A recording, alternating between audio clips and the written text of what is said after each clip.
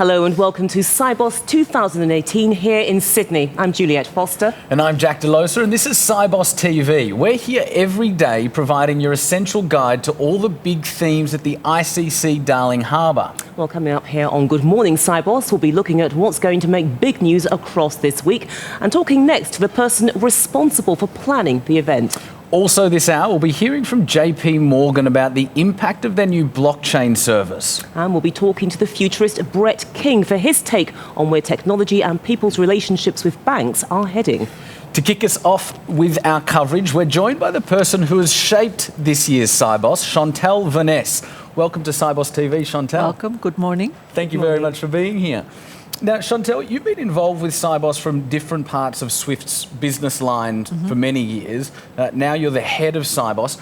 How have you been preparing over the last 12 months? Well, it involved a lot of listening. Yes. It involved listening to customers that share feedback either directly to us or through customer surveys. It involved listening to the previous heads of Sibos who provided me with loads of good advice. And most and foremost, I would say it also helped me to listen to my team, because they're a team of seasoned experts and they really know this show. So without customers, without the team, I wouldn't be here actually. So it has been a great ride so far. Okay, and here we all are. So let's now broaden things out by taking a look at what's actually happening at Sibos Sydney. What are the big themes this year and what's new in the conference programme? Yeah.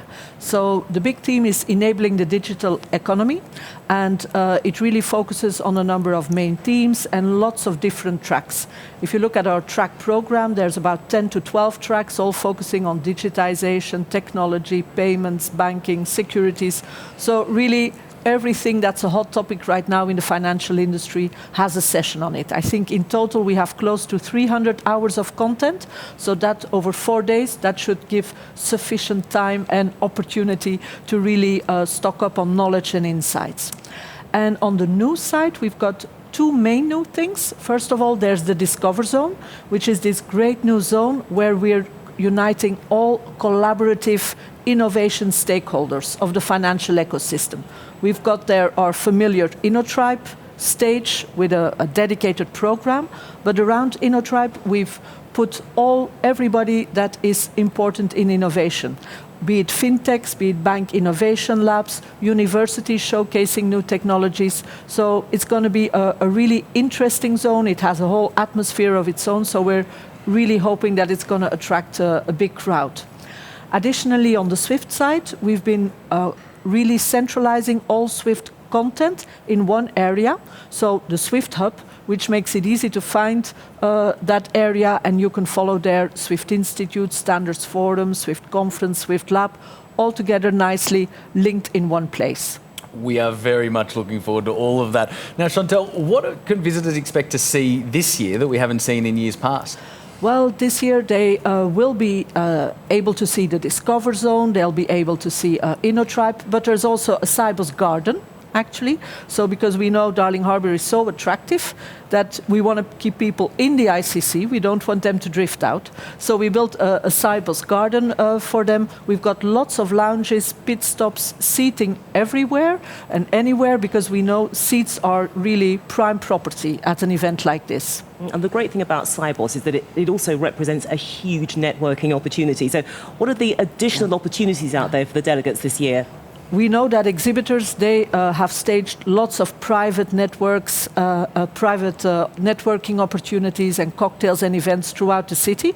But on top of that, we've got open public Sibos events that are open to all. And we kick it off this evening with the Discover Zone launch event from 6 to 8 at the Discover stage with a famous rugby player and a band. So everybody's invited. You're invited too, of course, to join us there. We're going to hold you to that. Okay. And then we continue. We also have the new Women of the World networking event, because it's a target for us to increase female speakers, female delegates. And we thought it would be nice to bring everybody together on Wednesday here at the ICC for a Women of the World networking event. That same evening you can continue to the InnoTribe Let's Get Wild party at the Sydney Zoo and Madame Tussauds. You have to register, but it's open to everybody, unites all stakeholders of the financial ecosystem, so lots of events to go to actually. Excellent. So Chantal, for now, thank you. Thank you.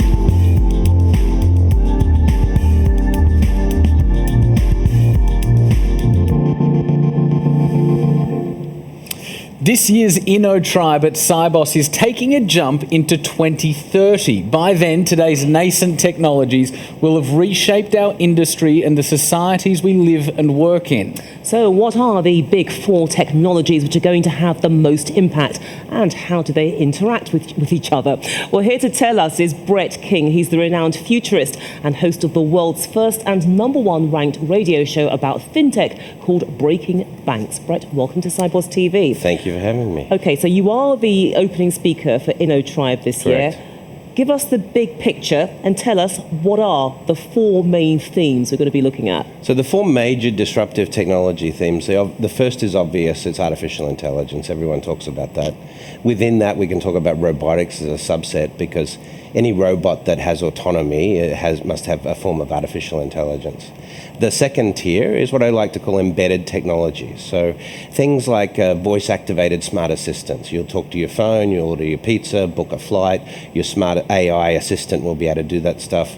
And then technologies in maybe 5 to 7 years, things like augmented reality smart glasses, where you'll get a data feed in your field of view. Third tier is health tech and gene therapy. So this changes dramatically our expectations for treatment of diseases, longevity, things like that. And then the fourth tier sort of puts it all together, which is the emerging smart economy, smart cities, smart infrastructure, basically. How we'll compete in the future based on technology. As you say, Brett, it does seem like the four of them fit very nicely together and almost interplay with one another. They do.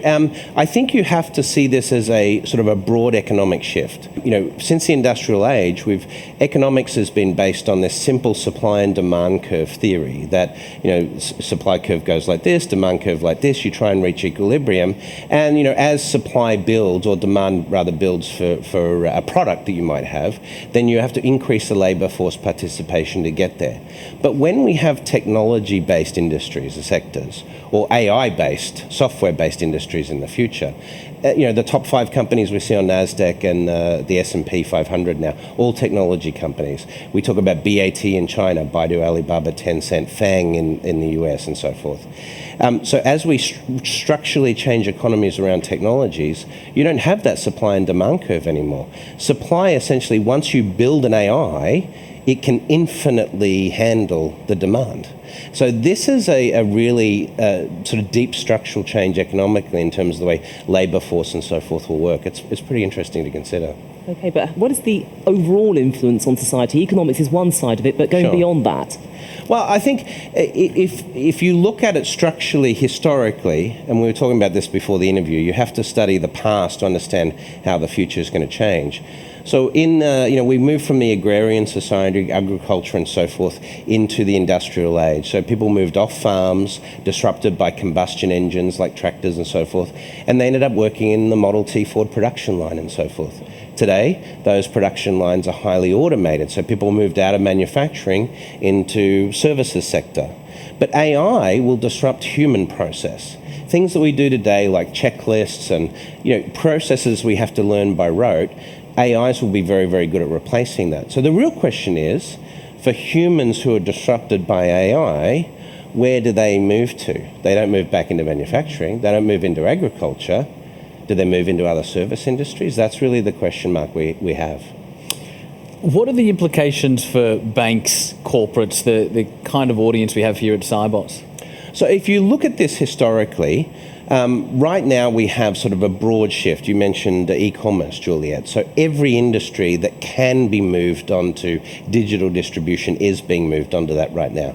If you don't believe me, just ask Sears in the United States this week, right? So you move from physical distribution to digital distribution. That's happening globally.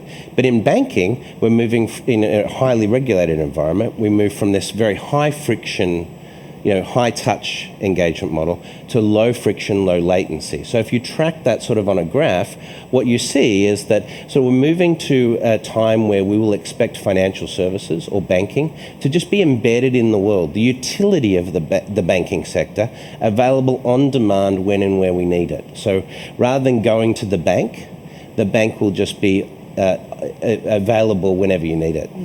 Intriguingly, InnoTribe is looking ahead to 2030. Why is it so important to think that far into the future? Primarily because makes a good competency to get to 2030 and to survive is very different from what's made a good bank the last 700 years. And that's really the paradigm shift. In the past, we talk about the best banks who have the best bankers. When bankers talk to me about the skills they need and so forth for the future, the first thing I say is, stop hiring bankers. You don't need them anymore. That's not going to be the competency that matters. It's sort of, the AI, the data scientists, the experienced designers. The core competency of banking moving forward is not about being good at banking. It's about being good at the technology that enables banking to be ubiquitous. These are some fundamental changes. What else can banks start to do to start to prepare for the markets and the world that we'll live in 12 years from now? So I think the real shift here is right now happening in the experience layer. So the emergence of fintech and a lot of the things that have been happening in that space, what's happened with Ant Financial and Tencent in China, for example, is changing our expectations of how that experience layer should work. So that's the first thing to do. Look at how the interface between the customer and the bank will change based on sort of this real-time delivery component. The second piece is really about what is the data you have that can give you an advantage in terms of this market. So if you look at credit provisioning, for example. In the past, it used to be about good underwriting models, good credit risk models, that when someone came and asked for a loan or a lending facility, you could put them through this engine and make a good assessment. In the future, it's going to be about predicting the need for your customers in terms of what need they have for credit and being able to, the instant you see a data point that indicates they need support, that you're there to be able to provide it. Brett King, thank you so much for joining us on Sibos TV. Thank you very much, Jack and Juliet.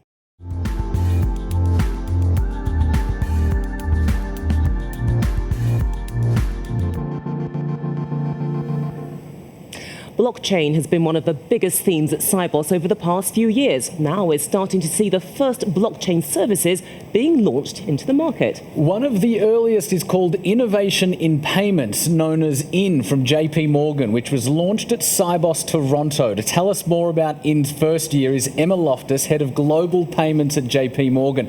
Emma, welcome to Sibos TV. Thanks very much. Now, before we jump into the details, talk to us about IN. Why did you set it up?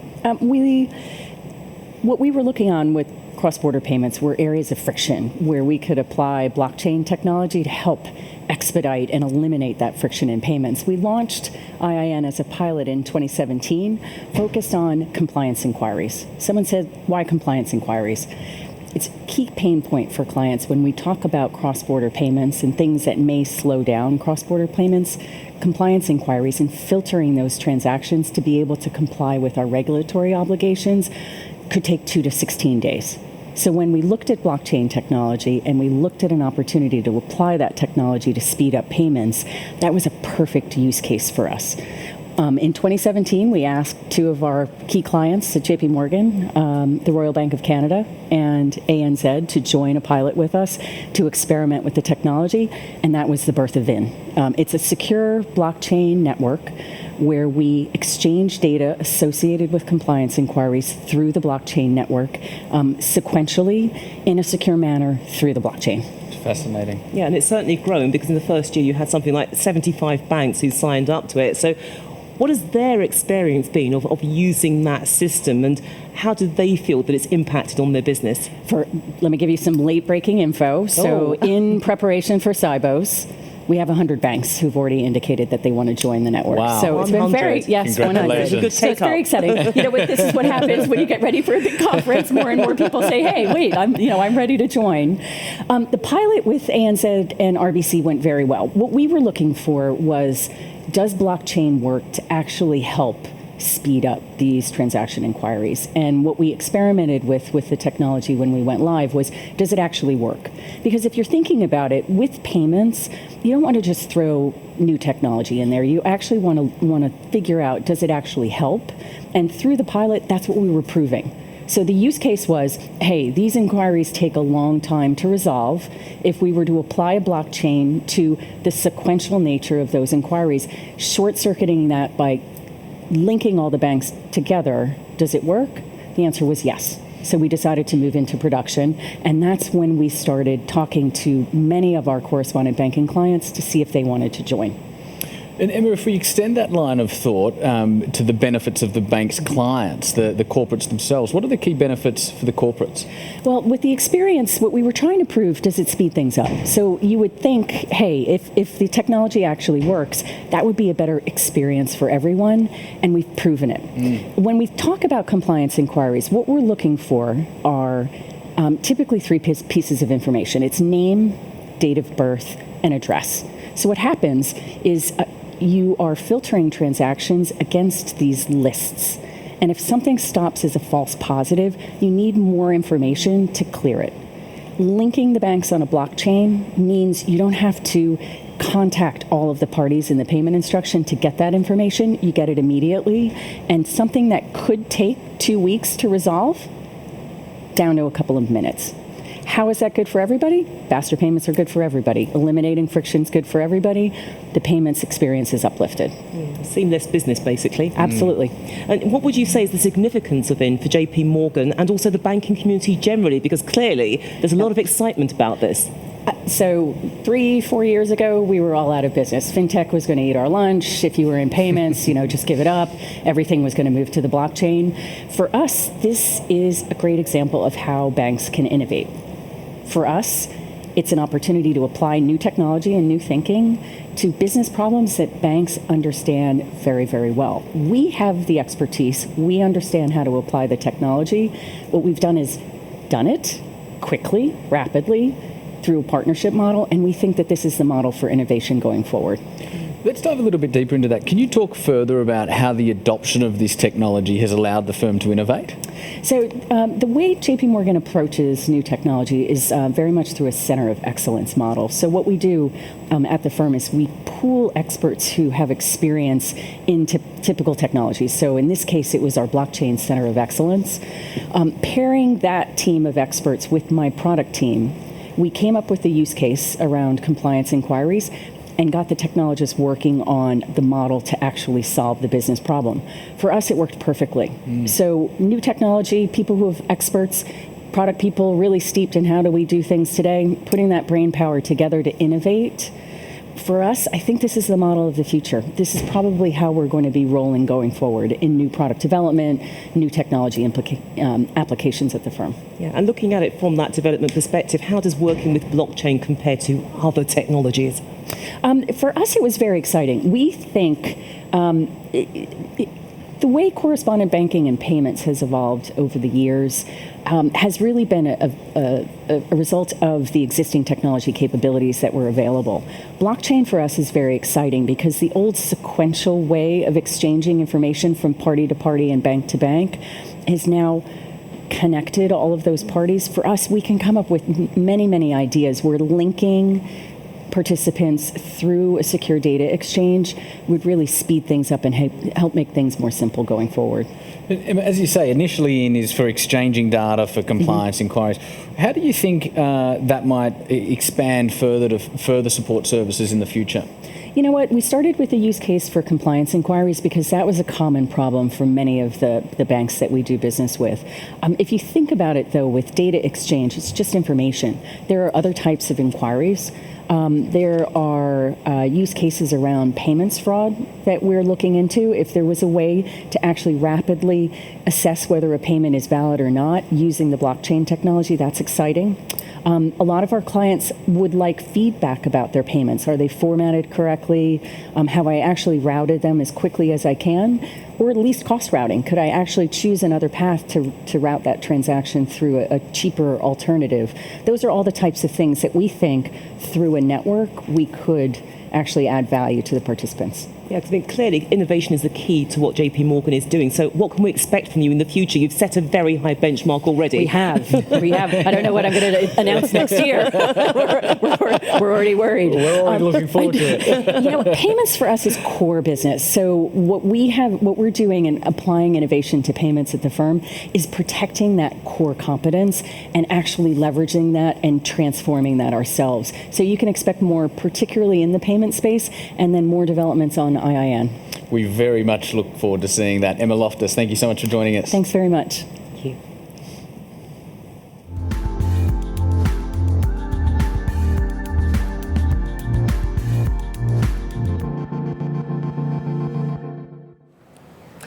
Well, Chantal Vanessa is the new head of Sibos, and I'm delighted to say that she's still with us. Chantal, the big issue debates, they are typically the flagship sessions during these Sibos weeks. So what are the hot topics in Sydney? We've got a big issue debate a day, and the hot topics, we've got two focused on payments, and that's close to my heart because I used to be working in the payments area in Swift. And so they're focusing on international payments, so how can they even become more faster, more quicker, more transparent charges, information that goes with these payments. A lot is happening technology-wise, player-wise, so that's going to be really, really interesting. So two focusing on payments. And then we've got another big one on cybersecurity, which is, of course, also a very hot and important topic. So that will definitely set the pace for this week as well. And then the last one is focusing on Asia-Pacific as a source of innovation, because we see lots of new innovations coming out of Asia, and we're going to have the speakers here on stage to share their experiences and insights. So really looking forward to them. Chantal, one of the things we love about Sibos is that it attracts some of the world's most exciting speakers. Exactly. Who are we going to see this week? Well, we're going to kick off the opening plenary with Shane Elliott, CEO of ANZ. So I think that's going to be already quite a good way to start. And then we have some new Sibos Breakfast keynote series every day at 9 o'clock in the plenary room. And the first one we have is Dr. Parag Khanna, and he's going to take a look at the state of the world from a macroeconomic and geopolitical stance. And the day after, we've got Ayesha Khanna, who's an AI specialist, and she's going to look at how new technologies such as AI will transform business, will transform the customer experience. We've got Steve Waugh, who probably you know, as an Aussie. I'm sure you know him, famous cricket player. So he's going to give some insights from sports, competition and collaboration there. And then, of course, we've got the closing plenary with Dr. Genevieve Bell, who's going to be a very interesting speaker, combining her skills as a business leader and her expertise in new technologies with an anthropologist view on how technologies will impact humanity. So I think, that's just a couple of them. We've got more than, I think, close to 500 speakers. They're all very worth your while. Right, so we're basically spoilt for choice. Slightly unfair question now, because from your perspective, which are the sessions that you're particularly looking forward to this week? I thought you were going to ask that. And actually, I tried to look. We've got 300 sessions, and I couldn't pick one, actually. So perhaps what's good to know is that we've divided in 4 big blocks. So payments, banking, securities, compliance, technology. So there's so much to choose from. But it means that whatever your interest is, you'll have a session that you can go to. Yeah, and perhaps looking very much forward to the whole InnoTry program, because they're looking out to 2030. So I think that's going to be an eye-opener. They're always kind of funky, cool sessions. We also have the Future of Work session on Wednesday, which I think is also a very important topic for all of us and for the next generations. So yeah, there's plenty to choose from. Head of Sibos, Chantal Vanessa, thank you so much for joining us. Thank you, and good luck Have a this great week. week. Thank you very much. Well, that's it for this show, but there's much more to come here on Sibos TV, including coverage of the main technology conference session on the rise of artificial intelligence in financial services. That's next. We'll be back with more in Talking Sibos right here at 10:45. We look forward to seeing you then. Goodbye.